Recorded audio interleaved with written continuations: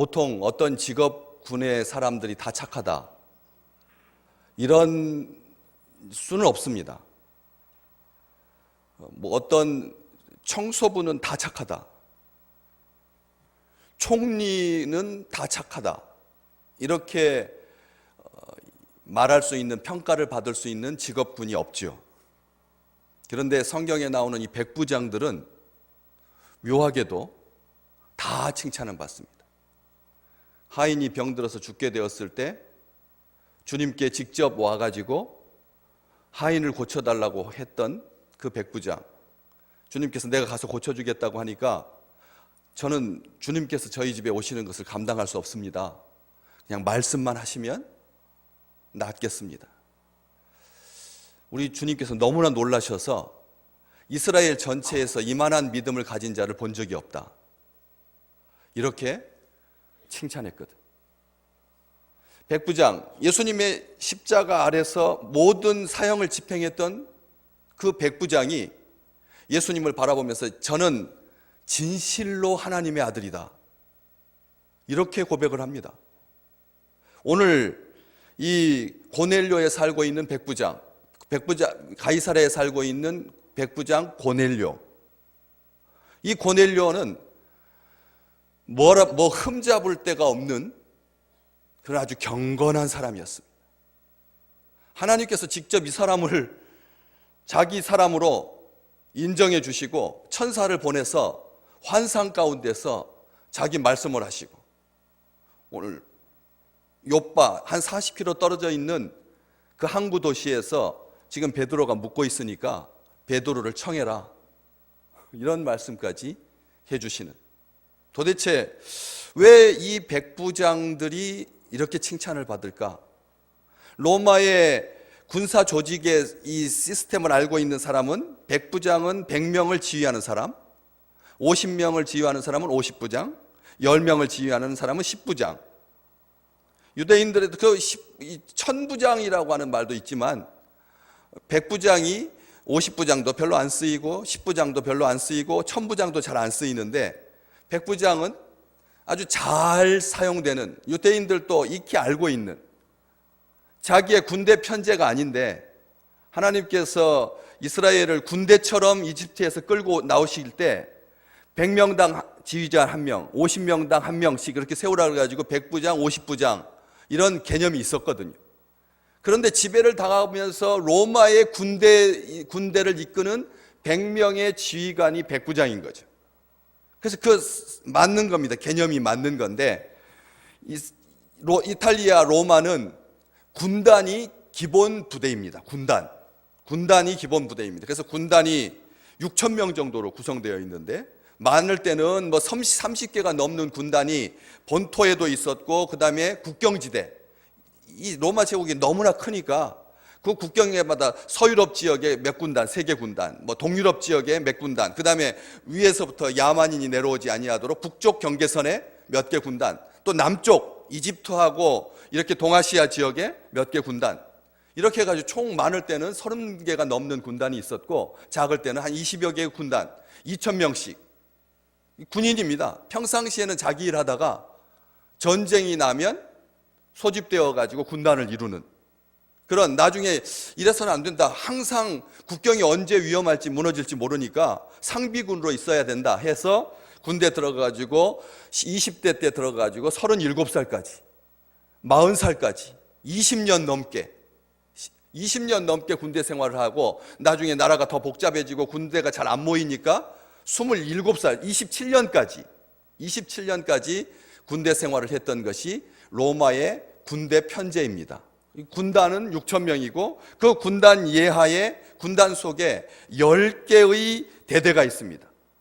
한 군단에 10개의 대대. 그 10개의 대대는 6개의 백인대로 구성되어 있습니다. 그러니까 한 개의 대대는 백부장이 지휘하는 6개 부대가 한 개의 대대고, 그 대대가 10개가 모이면 군대가 되는 거죠. 그래서 이 6개의 백인대가 있었는데 실상은 100명의 지휘관이 아니라 로마의 군편제는 80명이 기본단입니다. 그래서 그냥 80명인데 80부장이라고 부르기가 뭐해서 그래서 백부장이라고 하는 겁니다.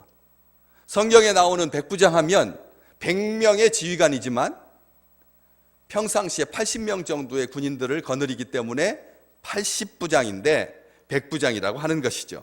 그래서 이 80명을 인솔하는 지휘관이 백부장입니다. 평상시에는 예루살렘 그 동쪽에 있는 끝자락, 정말 손바닥밖에는 안 되는 로마 제국으로 비교해 봤을 때 이게 무슨 간섭할 이유가 없는, 그냥 힘으로 누르면 될 수 있는 작은 나라였는데도 불구하고 하도 예루살렘에서 민중 봉기가 자주 발생하니까, 밀란이 발생하니까 아예 상비군을 가이사랴에 이 600명 정도의 부대, 그러니까 80명 단위의 백부장이 거느리는 부대보다는 좀 더 큰 한 600명대, 그래서 따로 그런 편제, 정기적인 편제가 아니라 비상편제, 그래서 600명 정도의 군인들로 구성된 그 부대를 보병대라고 해서 그 보병대가 무려 5개나 주둔하고 있었던 지역이 바로 이 가이사랴입니다. 가이사랴에는 보병부대가 5개나 600명씩을 하니까 산술적으로 보면 3,000명 정도의 로마 정규군이 주둔하고 있던 데가 바로 가이사랴. 이 가이사랴라고 하는 곳은 항구도시입니다. 항구도시고 솔로몬 때는 욥바를 통해서 북쪽에 있는 레바논의 백향목들을 들여오고 이스라엘에서 나는 물산을 수출하고 더 동쪽에서 모집한 아주 희귀한 향료들과 이런 것들을 지중해를 통해서 로마 제국 유럽으로 수출을 했던 항구가 있었는데 조금 작아서 헤롯 때에 아주 크게 확장했습니다. 얼마나 큰 항구가 도시가 되었느냐면 이집트의 알렉산드리아라고 하는 항구 도시가 거대 항구 도시인데 그만큼 견줄 만한 그런 항구 도시가 바로 가이사랴라고 하는 항구 도시였습니다. 그렇기 때문에 거기에 주둔군이 3,000명가량 5개의 보병대가 주둔해 있었고, 반대로 이렇게 이게 얼마나 큰 규모인지를 알 수 있는 방법은 예루살렘에는 몇 개의 보병대 정도가 주둔해야 될까요? 항구 도시에 5개 정도의 부대가 있어야 된다면 예루살렘은 수도이고, 그리고 축제 때 100만 명가량의 사람들이 운집하는 그런 성지인데, 우리가 그러니까 치안을 유지하고 밀란을 방지하기 위해서 신속하게 주둔할 수 있도록, 진압할 수 있도록 우리 생각에는 가이사랴보다는 많을 거라고 생각하기 쉽습니다. 그런데 예루살렘에는 의외로 1개의 보병대, 이 600명 정도가 주둔하고 있었고, 오히려 반대로 가이사랴에 3,000명 정도의 부대가 주둔하고 있었던 거죠. 그 부대 속에 부대장 중에 한 명이 바로 이 고넬료라고 하는 사람이라는 겁니다. 백부장들, 로마 군 편제상 핵심입니다. 가장 초보 지휘관인데, 그렇죠, 지휘관 중에서 제일 낮은 급, 그 밑에 백부장 밑에도 또 지휘관이 있겠지만 어쨌든 이 백부장은 핵심이었습니다. 그 위쪽은 전부 다 이 호민관이나 총독이 될 수 있었던 귀족의 자녀들이 직책을 차지하고 있었다면, 이 백부장은 일반 군인 중에서 15년 정도 군 복무를 한 사람이 백부장이 됩니다.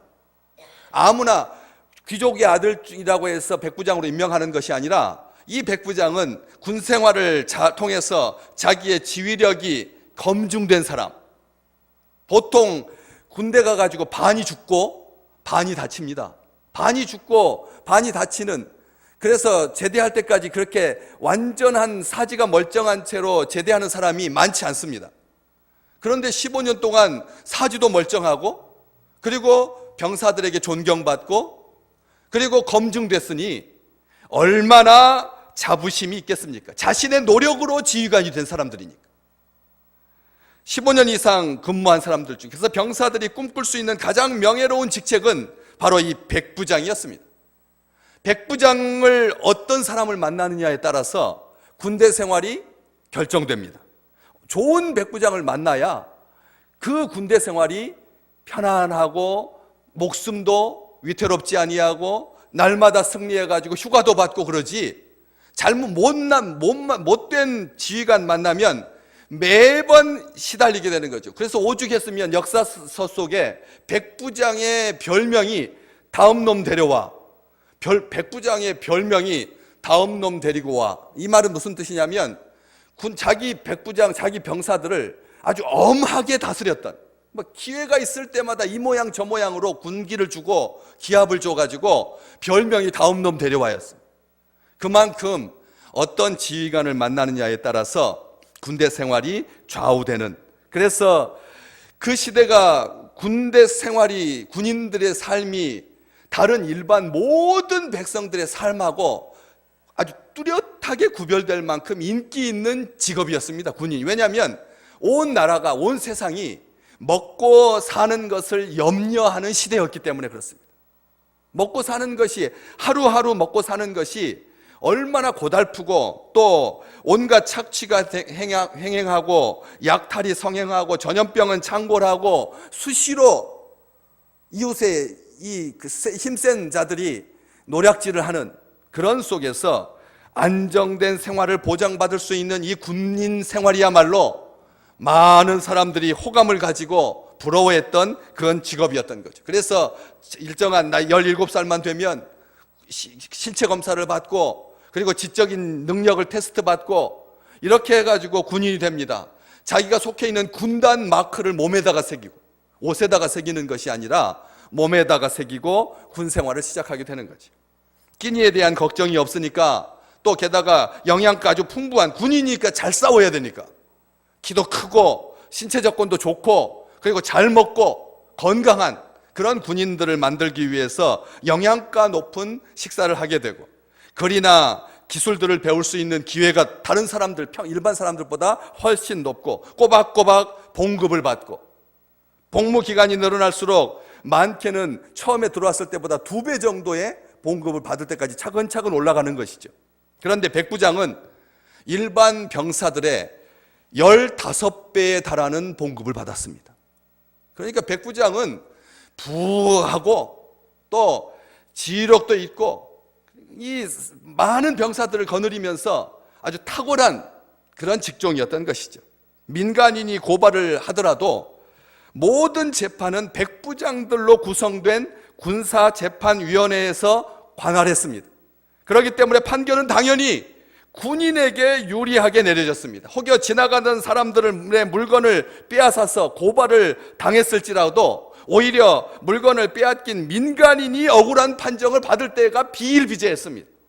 성경은 마태복음 5장 41절 말씀 보시면, 또 누구든지 너로 억지로 오리를 가게 하거든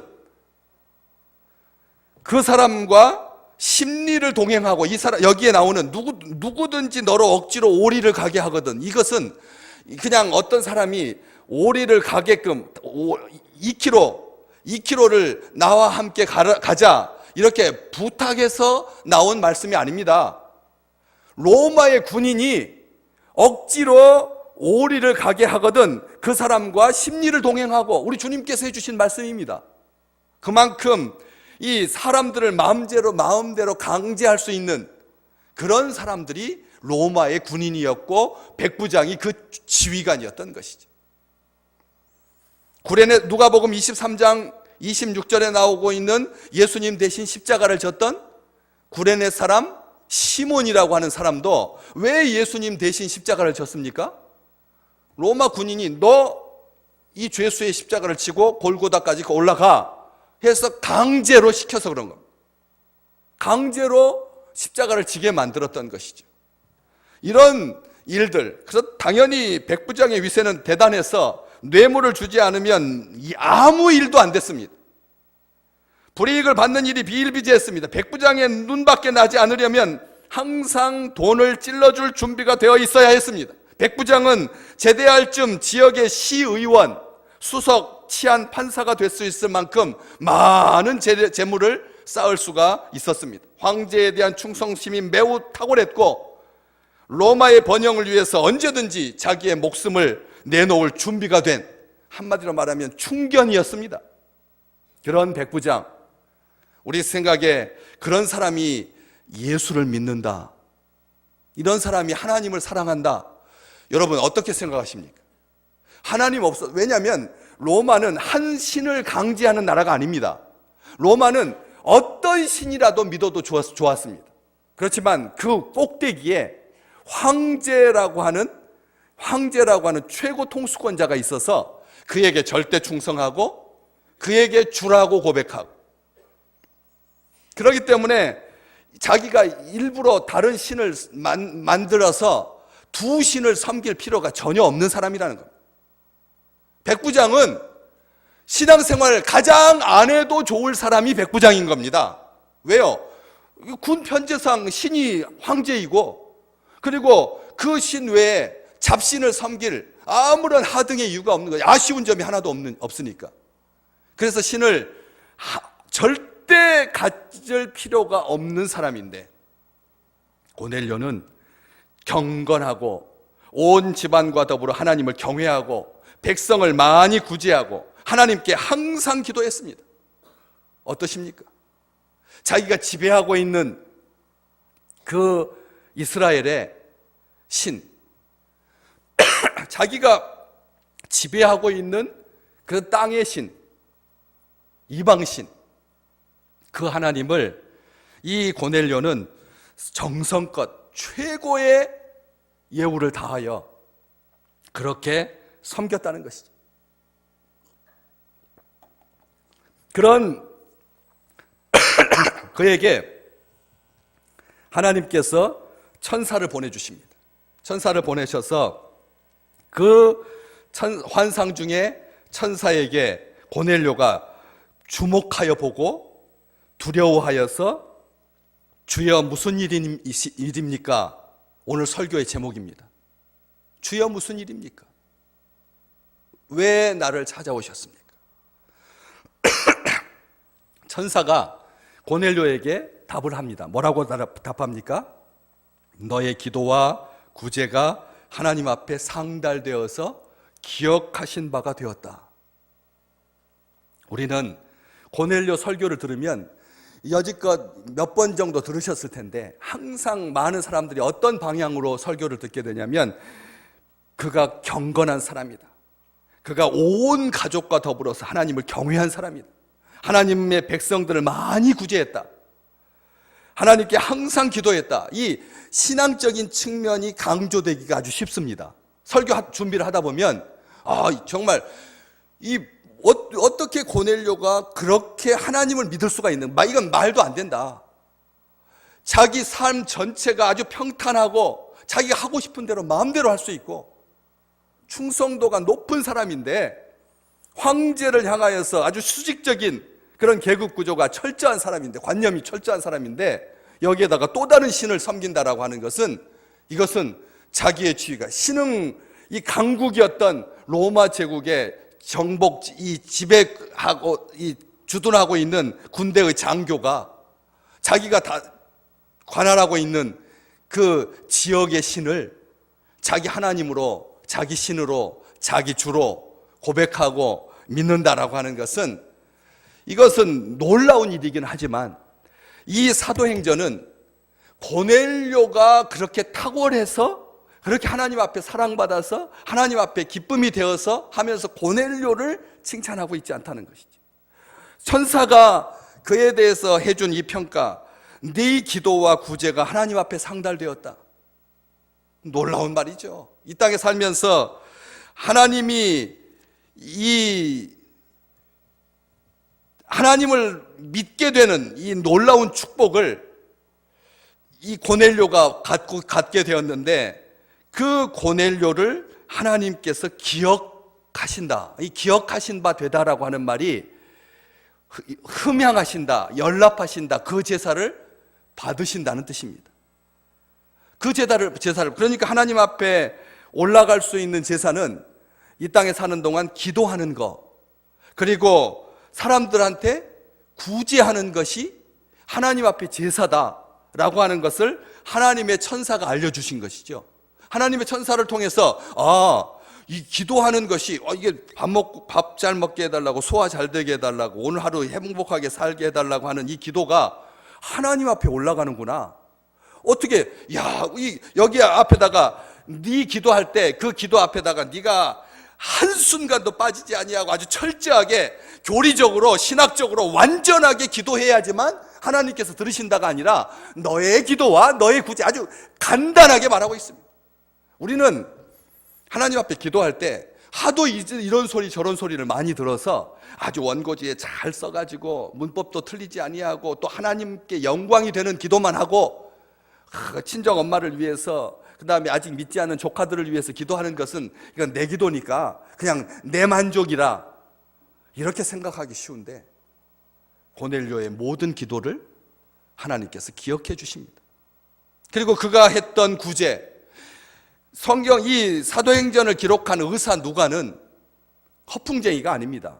그런데 그가 하나님을 경외하며 백성을 많이 구제했다, 하나님 앞에 기도할 때 항상 기도했다, 이렇게 쓰고 있는데, 천사는 와서 아주 간단하게 너의 기도와 너의 구제가 하나님 앞에 올라가서 하나님이 기억하신 바 되었다, 이렇게 말씀하십니다. 하나님이 기억하시는 겁니다. 우리의 구제와 우리의 기도는 상달 하나님 앞에 올라가서 하나님 앞에 기억하신 바 되는 거지, 기도가 하나님을 움직이는 거 아닙니다. 구제가 하나님을 움직이는 거 아닙니다. 착각하지 마십시오. 복음서 누가는 정확하게 그가 하나님 앞에 많이 구제하고 항상 기도했지만 하나님은 천사를 보내셔서 그것이 자기 공로가 되지 아니하도록, 천사가 와서 이렇게 말해야죠. 네가 많이 구제하고 항상 기도한 것이 하나님 앞에 상달되었다, 이렇게 해야 되죠. 근데 천사는 그렇게 말하지 않는다는 거예요. 너의 구제와 너의 기도가 하나님 앞에 상달되어 하나님께 기억한 바 되는 것, 이것이 축복입니다. 이것이 은혜입니다.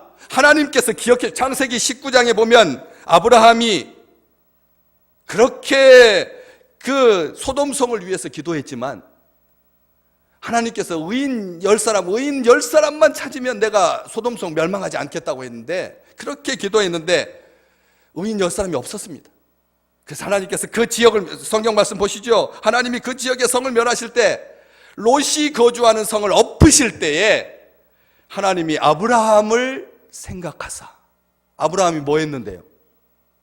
하나님 앞에 기도했잖아요. 하나님 앞에 기도했죠. 의인 50명만 있으면, 45명만 있으면, 40명만 있으면, 30명, 20명, 10명. 그렇게 하나님 앞에 자기 조카를 사랑해서 조카와 함께 그 성이 멸망하지 아니하도록 그렇게 기도했지 않습니까? 하나님께서 아브라함을 기억하십니다. 열왕기하 20장 1절 이하에 보면 히스기야 임금이 하나님 앞에 중병이 들어가지고 죽게 되었습니다. 중년에 세상을 떠나게 되었습니다. 하나님 앞에 기도했습니다. 하나님께서 그를, 하나님을 위하여 온 유대 땅에서 우상을 철폐하고 모든 백성과 더불어서 하나님을 온전히 섬겼던 히스기야를 기억하사 그 생명을 몇 년을 더 연장시켜 주십니까? 15년을 연장시켜 주십니다. 당시에 평균 수명이 40년. 평균 수명이 40년입니다. 그런데 15년을 연장시켜 주셨다는 말은 3배나 더 살게 해주셨다. 우리 생각할 때 15년이면 좀 짜시다. 하나님께서 이왕 살려주실 거면 한 120살 정도 살게 해주시지, 이렇게 생각하는 사람은 나쁜 사람, 그 상황을 몰라서 그러는 겁니다. 그 당시에 보통 사람들 살고 가는 사람들이 40년 정도, 뭐 잘 사는 사람들이야 뭐 70년, 80년, 평균 수명이 40년이었습니다. 중년이라고 하는 나이에, 가장 일할 나이에 세상을 떠나게 되었을 때 하나님께서 15년, 이 15년이라고 하는 말은 그냥 하나님께서 골골하는 15년이 아닙니다. 그냥 병 끝나고 나서 한 70%의 건강을 가지고 15년 동안 연장시켜 주시는 것이 아니라는 거죠. 하나님께서 주신 생명의 시간 15년은 젊음과 같이 일할 수 있는 능력의 시간들입니다. 하나님께서 15년 기도할 때 연장시켜 주셨습니다. 젊은 날 세상 떠나시는 것은 하나님 앞에 불충성입니다. 우리 성도들은 잘 기억하셔야 됩니다. 저보다 앞서서 세상 떠나시는 것, 이것은 하나님 앞에 불충성입니다. 그렇죠. 젊어서 세상 떠나지 마셔야 된다는 말입니다. 하나님 앞에 기도하시면 살려주시는데 15년 연장시켜 주셨는데 다들 100세 시대라고 하는데 우리 교인들만 70살 간신히 넘어가지고 골골하다가 82살에 장례식 치르는 그런 것은 하나님의 축복이 아니라는 것이죠. 하나님께서 그 기도를 들어주셨습니다. 그래서 고린도전서 15장 58절 바울은 하나님 앞에서 백성들이 수고한 것을 하나님께서 기억하신다. 그래서 흔들리지 마라. 한번 같이 읽어보겠습니다. 고린도전서 15장 58절입니다. 그러므로 내 사랑하는 형제들아 견실하여 흔들리지 말고 항상 주의 일에 더욱 힘쓰는 자들이 되라. 이는 너희 수고가 주 안에서 헛되지 않은 줄 알미라. 아멘. 우리가 하는 모든 수고를 하나님께서 다 기억하신다는 거예요. 사람은 사람 앞에서 이렇게 빗자루질 해야지만 기억하지만 우리 하나님은 사람 뒤에까지 보시는 분이십니다. 나 혼자 있을 때 하는 것까지 다 기억하시는 분이십니다. 주 안에서 우리의 수고가 헛되지 않을 줄로 믿습니다. 그래서 하나님께서 기억해 주십니다. 하나님께 기억된 바 되는 사람인 것입니다. 흔들리지 않게 되는 것입니다. 항상 주의 일에 더욱 힘쓰는 자들이 되시기를 주님의 이름으로 축복합니다. 그런데도 이 고넬료에게는 완벽했죠. 직업적으로도 완전하고 온 가족이 다 예수 믿고 하나님 경외하고 백성 많이 구제하고 사랑과 존경받고 천사가 칭찬해 줬으니까 천사만 칭찬했습니까? 나중에 그 하인들이 그가 이 베드로를 초청하기 위해서 보냈던 그 자기의 사람들이 이 고넬료에 대해서 어떻게 어떻게 생각하고 있습니까? 온통 그에 대해서 충성스럽고 칭찬하고 그가 의인이라고 말하고 경건하다라고 말하고 사람들에게도 칭찬 듣는 자기 사람에게 칭찬 들을 수 있다라고 하는 것은 이것은 진짜 칭찬받는 겁니다. 그렇죠? 다 옆에서 보았을 때하고 같이 살 때하고 다르지 않습니까? 여러분 모델하우스하고 입주하는 집하고 똑같은 거예요? 모델하우스가 모르긴 몰라도 우리가 들어가서 살 집보다 20%는 더 좋습니다. 여러분 모델하우스는 가장 이 실리콘을 쏘더라도 2번 쏘지 모델하우스에다가 실리콘 한 번 쏘겠습니까? 모델하우스에 커튼 달 때 커튼 중에서 제일 고급 커튼을 달지 허드레한 커튼 달겠습니까? 모델하우스는 100점입니다. 100점 120점입니다. 바깥에서 볼 때는 완벽하지요. 가까이서 봤을 때 항상 살면서 봤을 때 온전한 사람이 온전한 사람인 거죠. 고넬료는 그런 사람이었습니다. 그런 사람이었는데 사람들은 그렇게 평가했지만 하나님이 보시기에는 한 가지 부족한 게 있었습니다. 한 가지. 뭐가 부족했습니까? 베드로를 청해서 예수 그리스도의 복음을 들어야지만 구원이 완성되는 겁니다. 도덕적인 흠이 없는 것, 종교적인 열심이 그를 구원하는 건 아닙니다. 하나님은 이것을 알려주고 싶으셨습니다. 우리는 여러분 기억하셔야 됩니다. 이 땅에 살면서 고넬료처럼 흠없이 열정을 가지고 사는 것, 이 땅에 많은 사람들이 그렇게 삽니다. 전부 다 열심히 삽니다. 얼마나 정성스럽고 삽니까? 다 좋은 사람들입니다. 다 착한 사람들입니다. 시스템만 잘 갖춰지면. 지난주에 일본에 다녀왔습니다. 우리 노회원들 92명과 함께 3박 4일 동안 북해도에 다녀왔습니다. 거기 아무도 교통 위반을 안 합니다. 70km 버스 운전 기사신데 70km 아주 한결같이 아무리 좀 빠르게 조금만 100원 좀 더 드릴 테니까 좀 달려주십시오. 전혀 안 듣습니다. 왜? 딱 합니다. 왜? 교통 위반하면 1200만 원이니까. 교통 속도 위반하면 음주운전하면 1800만 원이니까 아무도 교통 위반도 안 하고 음주운전도 안 합니다. 시스템이 사람을 그 완전하게 흠없게 만드는 거지. 우리 땅 싸서 사람들이 범죄하는 겁니다. 싸서. 교통신호 위반하면 10점, 10만 원. 그러니까 위반하는 거죠. 흠 없는 것 얼마든지 할 수 있습니다. 나라가 부해지면, 나라가 규칙이 정확하게 서 있으면 온통 다 선진국 사람들, 규칙 잘 지키는 사람들이 됩니다. 그런데 그걸로 구원받을 수 없다는 거예요. 구제하고 기도 열심히 해서 구원받을 수 없다는 거예요. 무엇으로 구원을 받을 수 있습니까?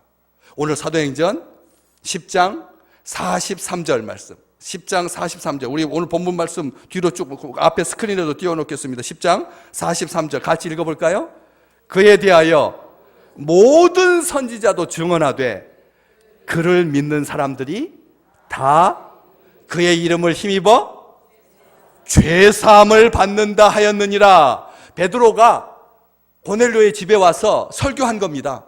고넬료의 집에 와서 예수 그리스도의 이름을 힘입어서 죄사함 받아야지만 구원받는다는 거예요. 예수 이름 힘입어서 죄사함 받아야지만 구원받는다는 거예요. 죄사함을 받지 아니하는 것은 구원을 못 받는다는 말입니다. 복음의 핵심은 죄사함 받는 것입니다. 죄사함 없는 구원은 없습니다. 한 가지 부족한 것이 있었던 거죠. 고넬료 스스로도 몰랐고 가족들도 몰랐고 가장 가까이 있는 사람들도 몰랐습니다. 유대인들도 몰랐습니다. 근데 하나님은 아시고 그를 사랑하셔서 아끼셔서 인간적인 열성, 도덕적으로 흠이 없는 것 가지고는 하나님 나라를 유업으로 받지 못한단다. 이것을 말씀해 주고 싶으셔서 어떻게 말씀하십니까? 네가 지금 사람들을 요바에 보내서 네가 지금 사람들을 보내라고 합니다. 하나님은 얼마나 정확하신 분이십니까? 그냥 요바에 가서 베드로 찾아라, 그래가지고 그 사람 초청해가지고 말씀 들어라, 이렇게 말씀하시지 않는다는 거예요. 주유소가 여기 어디에 있습니까? 그냥 가다가 우회전해가지고 좌회전해가지고 그 다음에 빨간불 보면 그 다음에 거기에 주유소 있습니다, 이렇게 말하지 않는다는 거예요. 대충 말씀하시지 않는다는 거예요. 네가 지금 사람들을 보내라고 하는 말은 두 사람 이상을 보내라는 뜻이죠. 두 사람 이상을 보내라는 뜻입니다. 베드로, 이방의 사도, 유대교에서 배반자, 신흥 기독교에 예수님 배반했던 사람, 예수님을 저주했던 사람, 하나님 앞에 사랑받을 수 없는 사람. 그런데 하나님은 그 베드로를 초청할 때 두 사람 이상을 보내서 정중하게 모셔오도록 사람들을 보내라고 하십니다. 사람들을 보내라. 욥바로 보내라. 40km 떨어진대. 욥바를 보내라. 이틀 걸리는데, 사흘 걸릴 수 있는 그 길을 사람들을 보내라. 시몬이라고 하는 사람을 청해라. 그는 무두장이, 가죽을 다루는 갓바치, 가죽쟁이 시몬의 집에 유숙하고 있는데 그 집은 해변가에 있다. 사랑하는 성도 여러분, 우리 하나님은 우리를 그렇게 인도하십니다. 우리 하나님은 친절하신 하나님이십니다. 예수 잘 믿으면 천국 간다, 이렇게 말씀하시지 않는다. 한 가지 부족한 것, 그것 죄사함 받아야 된다. 요한복음 7장 37절에서 39절 말씀, 우리 스크린에 있습니다. 7장 37절에서 39절 말씀, 우리 한번 같이 읽어볼까요? 명절 끝날 곧 큰 날에 예수께서 서서 외쳐 이르시되 누구든지 목마르거든 내게로 와서 마셔라. 38절 읽습니다. 나를 믿는 자는 성경의 이름과 같이 그 배에서 생수의 강이 흘러나오리라 하시니. 39절 읽습니다. 이는 그를 믿는 자들이 받을 성령을 가리켜 말씀하신 것이라. 가로 안에 있습니다. 예수께서 아직 영광을 받지 않으셨으므로 성령이 아직 그들에게 계시지 아니하시더라. 어떨 때 성령을 받게 된다고요? 뭐 할 때? 뭐 할 때? 그냥 읽기만 하셨죠? 예. 자세히 생각하진 않으시고 우리 주님께서 하신 앞쪽에 관심이 딱 쏠리죠. 누구든지 목마르거든 내게로 와서 마셔라. 나를 믿는 자는 성경에서 말하는 것처럼 성경의 이름과 같이 그 배에서, 그 중심에서, 그 삶 속에서 생수의 강이 흘러나오리라. 마르지 않는 샘 같을 것이, 오늘 제가 첫 말씀하면서 그 말씀으로 예배를 시작했는데, 샘물 정도가 아니라 생수의 강이 흘러나온다. 그런데 이것은 예수님을 믿는 사람들이 받을 성령을 가리켜서 하신 말씀이다. 그런데 가로 안에 39절만 다시 한번 띄워주십시오. 39절 가로 안에만 읽겠습니다. 예수께서 아직 영광을 받지 아니하셨으므로 성령이 아직 그들에게 계시지 아니하시니라. 어떨 때 성령을 받게 된다고요? 어디가 예수 믿을 때 성령 받는다. 예수께서 아직 영광을 받지 않으셨으므로 성령이 아직 그들에게 계시지 않다. 뭐 할 때 성령이 계신다? 예수께서 영광 받으실 때. 아멘. 예수께서 영광 받으실 때. 예수께 영광 받는다는 말은 뭐 예수님 손 들고 예수님 이 뭐 목소리에다 힘줘가지고 찬양하는 게 영광 받는 것이 아니라 삶 모든 부분에서 우리 주님께서 나의 주가 되신다. 찬송할 때도 자기의 영혼을 다 바쳐서 하나님 앞에 큰 목소리로 하나님 우리 주님께 찬송 드릴 때, 예수 그리스도를 시인할 때, 예수 그리스도를 인정할 때, 예수님의 이름이 전파될 때, 예수님의 이름이 드러날 때, 예수님을 분명하게 말할 때 예수님이 영광 받으시는 것입니다. 예수님의 이름이 우리에게서 부끄럽지 않을 때, 우리가 사람들한테 나는 예수 믿어요 라고 말할 때 쑥스러워가지고 아직도 너 예수 믿어? 그러면 그 말을 제대로 못하는 거지. 예수 믿는다면서 왜 네 집은 그 모양이야? 이런 소리 듣기 싫어서. 그래서 예수를 자랑하지 않는 거죠. 예수 부끄러운 거죠. 그래서 예수쟁이 티 안 내는 거죠. 예수님께서 영광 받으시는 자리는 너희가 사람들 앞에서 나를 주로 시인하면, 나를 인정하면 나도 너무나 기뻐서 하나님과 천사들 앞에서 너를 시인하리라. 그렇게 말씀하셨다는 것이죠. 베드로와 고넬료에게 똑같이 우리 하나님은 친절하게 환상을 똑같이 공유하시게 합니다. 고넬료도 환상을 보게 하고 베드로도 환상을 보게 해서 두 사람이 만날 수 있도록 징검다리 역할을 해주신 분이 우리 하나님이십니다. 이게 하나님의 역사입니다. 단독으로 그 지역에서 백부장으로서 충성을 다했던 고넬료만 그런 섬과 같이, 외로운 섬과 같이, 로마의 다른 백부장들은 황제를 숭배하면서 직접 착착착착 올라가고 재판위원회를 통해 가지고 자기 군인들한테 돈 뇌물도 다 받으면서 자기 배만 부르리는 것이 아니라 그렇게 성실하게 하나님의 마음에 상달되는 기도와 구제로 그렇게 살고 있는 이 고넬료를 하나님께서 기억하사 베드로를 만나게 해주십니다. 두 환상의 연결고리는 복음입니다. 복음. 환상의 연결고리는 복음인 거죠.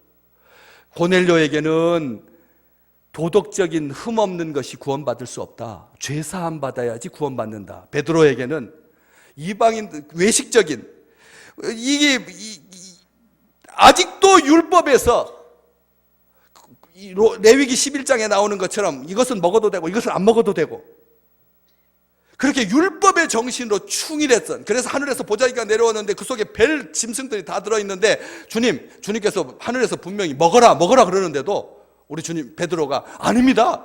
저는 한 번도 여지껏 주님께서 먹지 말라고 하는 것 먹은 적 없습니다. 부정한 것 먹지 않겠습니다. 하나님께서 뭐라고 하십니까? 내가 먹으라고 하는 것이 거룩한 거다. 아직도 마음속에 이방인, 유대인, 기독교인 이렇게 구별이 하는, 저도 지금도 얼마나 불편한지 모릅니다. 카톨릭에서는 하느님이라고 하고, 하느님. 우리 기독교에서는 하나님이라고 하고. 그래서 사람들이 영어도 요즘 영화를 한번 자세히 보십시오. 그러면 기독교인이 번역하는 하나님은 하나님으로 다 자막이 나오는데 카톨릭을 믿는 사람들이 영화를 번역한 영화를 보면 전부 다 하느님으로 나와 있습니다. 우리 교인들 중에서도 기도할 때 하느님이라고 기도하는 분도 계십니다. 하느님. 저는 이게 못마땅한 거예요. 이게 구별이 되는 거예요. 하느님은 가톨릭, 하나님은 기독교 해가지고 기도할 때도 그게 거슬리는 거예요. 아직도 내 마음속에 저는 그렇습니다. 우리 하나님을 하느님이라고 부르면 하나님께서 싫어하실까요? 너는 왜 하느님이라고 하느냐? 나는 하나님인데. 하나님께서 우리에게 하나님이라고 하는 이름을 딱 주신 적이 있습니까? 그것 때문에 하나님께서 구원하고 안 하고가 결정되는 건 아닌데, 제가 배웠다고 안다고 하느님 부르는 사람과 하나님 부르는 사람을 은근히 차별하고 있더라는 거죠. 그래서 기도하다가 누가 하느님 하면 저 사람은 그 담당 목사가 도대체 누구야? 어떻게 가르쳐서 기독교인이 하나님 부르면서 하느님이라고 부르느냐고 속으로 불편해지더라는 거예요. 이것을 우리 하나님께서 깨뜨려 주십니다. 문 앞에 복음을 받아들이고 문 앞에 문 앞에 서 있는 개종자에서 완전한 그리스도인으로 이방인과 유대인들을 아직도 은근하게 차별하고 있었던 그 베드로에게 완전한 복음을 통해서 믿음을 완성시켜 주시는 그 놀라운 우리 주님의 축복이 어버이날, 나는 왜 우리 교회는, 다른 교회는 65세 이상은 전부 다 카네이션 달아주는데 왜 우리 교회는 70세 이상만 달아주게 하는 거예요? 도대체 왜 그러는 거야? 하면서 또 불편하시는 분 계실 거예요. 분명히 몇 분 나올 겁니다. 왜 나는 왜 꽃 안 달아주느냐고. 다른 교회에서 다 지하철도 65세 타는데 왜 우리 교회만은 70세 이상에게만 그게 하나에 1,000원짜리인데 그거 좀 달아주지 하는 그런 불편한 마음들이 분명히 있을 것입니다. 그럴 때 이 말씀을 기억하십시오, 여러분. 기억하십시오. 정 받고 싶으면 그냥 가서 받으시면 되는 거지. 그걸 가지고 목사님의 정책이 어떠니, 교회가 이런, 가서 받고 싶으면 그냥 달라고 하시면 120개 사다 놨거든요. 120개. 우리 70세 이상 우리 어르신들이 90명인데 30명 더 받을 수 있도록 120개 사다 놨으니까 가서 그냥 살짝 달면 되는 건데 그걸 가지고 사람을 이렇게 판단하고 저렇게 판단하지 않아요. 왜 내 아이들이 어버이날인데 전화도 안 해? 저희 아버지 어제 저녁에 저한테 전화하시더라고요. 잘 다녀왔냐? 제가 먼저 전화드리지 않았습니다. 우리 아버지께서 저에게 전화 주시는, 그러니까 저희 아버지가 사랑받으시는 거예요. 제가 잘났다고 하는 말이 아니라 그러니까 어른이죠. 그러니까 어른 아니겠습니까? 우리가 어떤 날 붙은 날, 이름 붙은 날, 이것으로 인하여서 자녀들을 압박하고 부모들을 압박하고 이런, 아무도 예수 그리스도의 복음으로 얽매이는 자가 없으시기를 주님의 이름으로 축복합니다. 이것이 오 주여 무슨 일이십니까? 천사에게, 로마의 군대 장교가 천사에게 주여, 천사는 사람을 섬기라고 보내주신 영인데 그 천사에게 주여 무슨 일이십니까? 이렇게 열려있는, 하나님의 사랑 많이 받는 우리 주의 백성들 되시기를 주님의 이름으로 축복합니다.